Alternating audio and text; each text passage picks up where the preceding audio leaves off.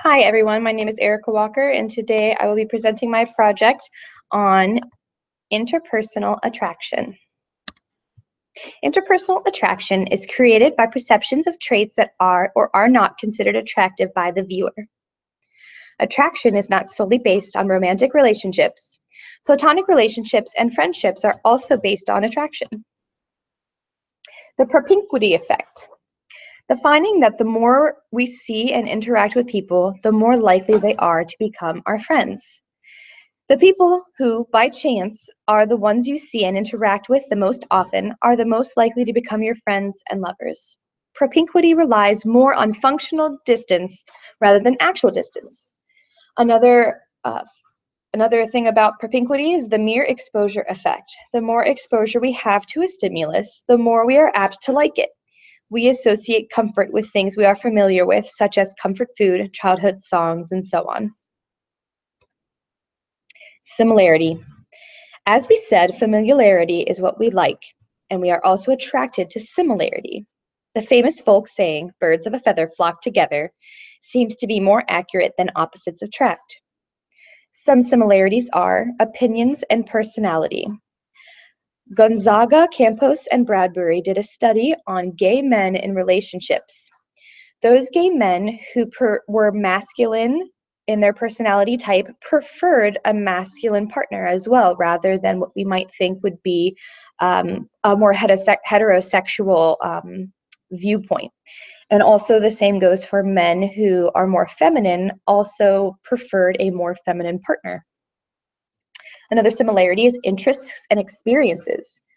Those who share similar hobbies, majors, or experiences like being a military child or college parties experiences, such as my experiences with my fellow colleagues who I perform with and do operas with and sing in choir, tend to become better friends because you are doing the same things.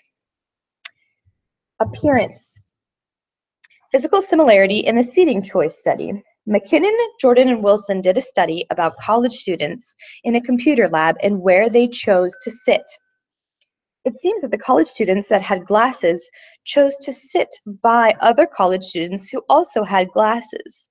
And on a subset of that, they also chose to sit by hair color, actually, which is pretty interesting.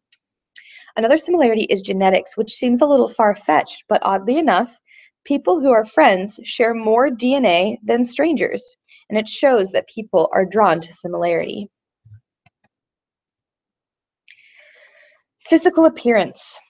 Reciprocal liking is when you like somebody because they like you. When you're getting attention from someone, it causes you to like them back, because we like to know that we are attractive to others. Physical attractiveness between men and women. Men and women actually pay equal attention to physical attractiveness in their potential partners.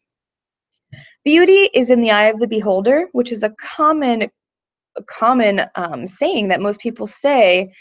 And while to some extent that may be true, but media has conditioned us to have a standard of beauty. Disney movies from a young age condition that the good guys have a certain look, or the Disney princesses, they'll have large eyes, small noses, clear complexion, and have the tall, skinny look of almost a Barbie doll. Cultural beauty.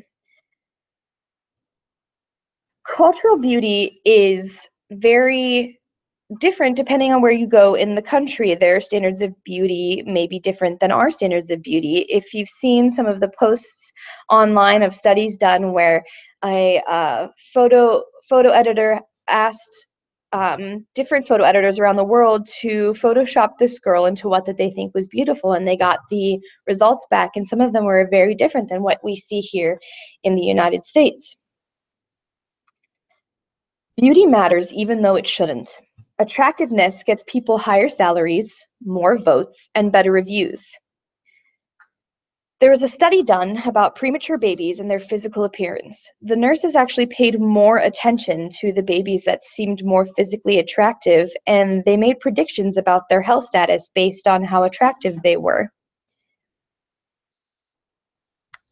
While online dating isn't really a current event, it was really difficult to find a current event that wasn't talking about a celebrity's love life. But online dating is a current and growing trend. Match.com, eHarmony, Plenty of Fish, and Tinder are dating apps and sites commonly used today. Online dating is increasingly prominent due to its ease of access. You can connect with people from all around the world. According to eHarmony, there are 40 million Americans using online dating websites, and those users range from young to old. Today, 27% of young adults report using online dating sites, which is up 10% from 2013, likely due to the influx of dating apps on smartphones. Physical appearance overrules. In apps such as Tinder, where you swipe right for someone that you find physically appealing and swipe left for someone that you might not, physical appearance becomes the focus of whether or not you choose to interact with that person. Match.com and other dating sites rely on compatibility ratios. So people rely on numbers to tell them who they should love versus meeting somebody in person who would have shown online as incompatible, but turns out to be the one. Truth stretching. Also according to eHarmony, 53% of people lie on their dating profiles to make them seem more impressive by their weight, job income, or age.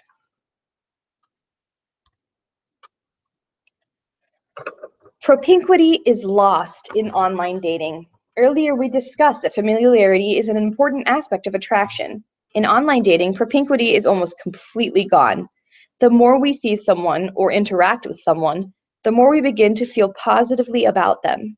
Online dating causes you to pick a profile, which makes an important trait like physical appearance even more important. In online dating, you're choosing a photo, not a person. This photo is picked by a database algorithm. Sure, our bios say things about us, but if the seeker finds us physically unappealing, then we will be passed on, whereas in person, you may win them over with your charm and wit, causing them to give you a deeper look. Online dating can sometimes have a distance factor, whether you keep that relationship in person or online. The distance can be a factor with online dating because they found the person online and are too far away for a close relationship. This can put lots of stress on a relationship that you might not have in person, even though most dating apps today have a limit search parameters where you can choose a radius of distance of how far that you'd like to look. Public views of online dating. According to Pew Research Center, 59% of all internet users agree with the statement that online dating is a good way to meet people. 53% of internet users agree with the statement that online dating allows people to find a better match for themselves because they can get to know a lot more people. 21% of internet users agree with the statement that people who use online dating sites are desperate. 32% of internet users agree with the statement that online dating keeps people from settling down because they always have options for other people to date. 24% of internet users have searched for information online about someone they dated in the past. 24% of internet users have flirted with someone online. And all of these current statements, just stated, have increased since their last surveys that were taken in 2005. Am I for online dating? Am I not for online dating? I think it's really about who you are and if you find the right person. I happen to have met my fiance on Tinder, believe it or not, just like the story in the beginning of our book, in the chapter 10, and we couldn't be happier, but I definitely didn't judge him just by his Tinder profile or his picture. So if you take online dating seriously, just look into who you're seeing, and then I think that you have a great probability of success. Thank you very much.